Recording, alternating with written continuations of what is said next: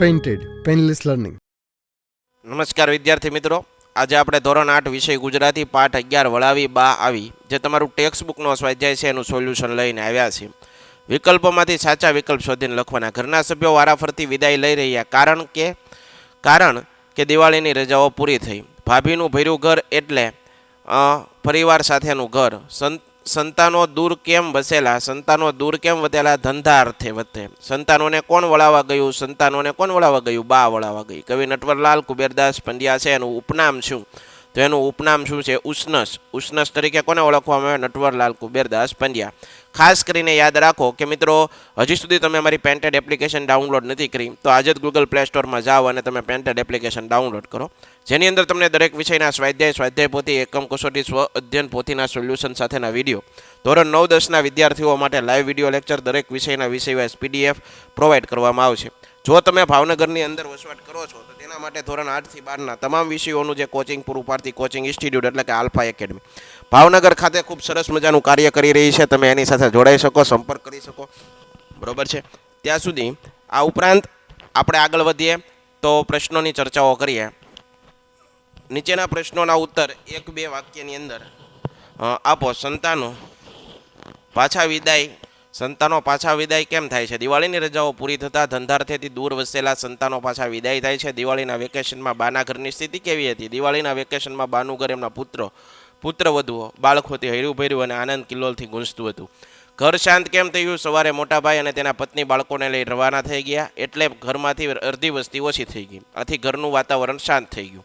ઘરની થવાનું કારણ કયું હતું? તો ઘરની શાંતિ સ્ખલિત થવાનું કારણ એ હતું કે દિવાળીનું વેકેશન પૂરું થતાં ધંધાર્થે દૂર વસતા બાના સંતાનોને એમના પરિવાર સાથે પાછા જવાનું હતું. સ્વાધ્યાયના પ્રશ્નોની અંદર આપણે વિદાયની આગલી રાતે વડીલો કેવી લાગણી અનુભવે છે? વિદાયની આગલી રાતે વડીલોના ચિત્તમાં સ્વજનોના થનારા વિરહનું દુઃખ હતું. પુત્રવધુઓ અને તેમના બાળકોની સાથે આનંદ માણી રહેલા વડીલો માટે મિલનની આ છેલ્લી રાહ હતી. બીજા દિવસે તો તેમના સંતાનો પરિવારો સાથે પોતાના ધંધાર્થે જતા રહેવાના હતા. ઘર ખાલી થઈ જવાનું હતું. હવે એ સુમસામ ઘરમાં તેને સંતાનો વગરના પોતાનું એકાકી જીવન વિતાવવાનું હતું. વિદાય થતા ભાઈઓની પત્ની વિશે કવિ શી ઉપમા આપી? વિદાય થતા ભાઈઓની પત્નીઓ વિશે કવિએ પ્રિય વચન મંદ સ્મિતવતી કહી છે.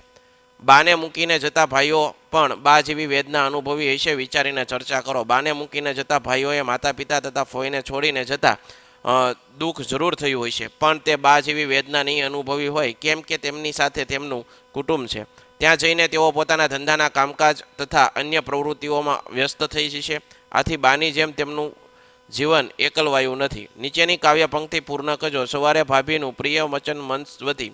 સવારે ભાભીનું ભર્યું ઘર લઈ ભાઈ ઉપડ્યા. ગઈ અડધી વસ્તી ઘર થયું ગયું શાંત સઘળું. બપોરે બે ભાઈ અવર ઉપડ્યા લઈ નિજની નવોઢા ભાર્યા પ્રિયન વચન મંદ સ્મિતવતી. નીચે આપેલી કાવ્ય પંક્તિનો ભાવાર્થ તમારા શબ્દોમાં કહો. વળાવી બા આવી પડી બેસી પગથિયે. ધંધાર્થે દૂર વસતા સંતાનો તેમના પરિવાર સાથે દિવાળીની રજાઓમાં અને માતા પિતા અને ફોઈને મળવા આવી શકે. તેથી વૃદ્ધોના દિવસો આનંદમાં પસાર થઈ જતા દિવાળીની રજાઓ જેમ પૂરી થાય તો બા પોતાના સંતાનોને વળાવીને આવે. ઘરમાં વૃદ્ધજનો જીવનમાં ફરી પાછી એકલતા છવાઈ જાય છે. વૃદ્ધાવસ્થામાં એકલવાયુ જીવન તેમનાથી સહેવાતું નથી. આથી સંતાનોને વળાવી પાછી આવેલી બા વિયોગની વેદના સહન ન થતા પગથિયે જ બેસી પડે છે. આ પંક્તિ માના વાત્સલ્ય ભાવને પ્રગટ કરે. નીચેના શબ્દોને બે સમાનાર્થી શબ્દો લખો. જનની તો માતા જનેતા, રજની રાત્રિ નિશા, ભાર્યા પત્ની વધુ, જરડ તો ઘરડું, વૃદ્ધ, નવોઢા તો નવપિરણિત નવવધુ. નીચેના શબ્દોના વિરોધાર્થી શબ્દ લખો. નિયત તો અનિયત, મિલન તો વિરહ, મંદ તો તીવ્ર, સ્મિત તો રુદન. નીચેના વાક્યોના શબ્દોમાં યોગ્ય રીતે ગોઠવી કાવ્ય પંક્તિ સ્વરૂપે લખો. સઘળું શાંત થઈ ગયું ઘર વસ્તી અડધી ગઈ. ગઈ અડધી વસ્તી ઘર થઈ ગયું શાંત સઘળું. કાલે તો જવાના ઘર તણા જનક જનની ને જવાના કાલે તો જનક જનની ને ઘર તણા. આવી બા સકલ નિજ સંતાન ક્રમશઃ વળાવી બા આવી નિજ સકલ સંતાન ક્રમશઃ. નિયત કરી નિહાળ્યો સૌ વચ્ચે નિજ જગા બેઠો. નિહાળ્યો સૌ વચ્ચે નિયત કરી બેઠો નિજ જગા. ભર્યું ભાભીનું ઘર લઈ સવારે ભાઈ ઉપડ્યા. સવારે ભાભીનું ભર્યું ઘર લઈ અને ભાઈ ઉપડ્યા. આશા રાખું મિત્રો આ સોલ્યુશન તમને ગમ્યું છે. ફરીવાર નવા વિડીયો સાથે મળશું. ત્યાં સુધી જય હિન્દ, જય ભારત, ધન્યવાદ. Painted painless learning.